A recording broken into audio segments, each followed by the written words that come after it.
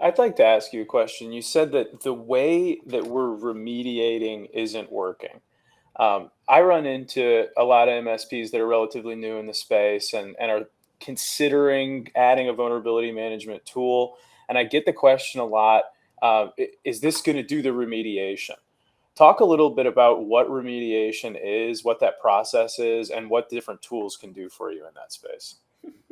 Yeah, there are tools that will patch automatically. Some things don't have a patch, right? So you then need to put mitigations in place when you can't patch.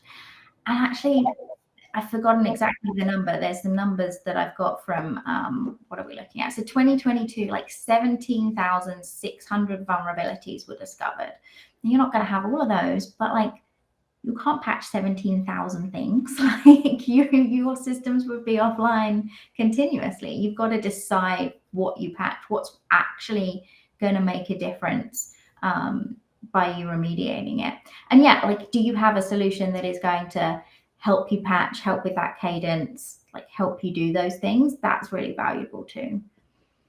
And so you're mentioning patch management, and clearly, like that's like the biggest weapon, right? That we need in our arsenal is just patch the thing, just patch the thing. The vendors find these things, they fix them, but if you don't put the fixes in place, you're still vulnerable. But um, there's lots of stuff that's not patchable out there. The software vendor went out of business.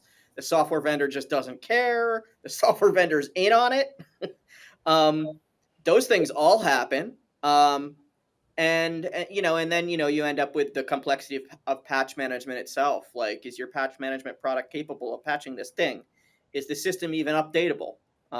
Maybe the patch is going to break something. So patching's the first thing you go to, right? But you need the vulnerability management system, not just a patch management system, because patching's not always the solution. Sometimes you need to just pull that thing from the network or replace a product.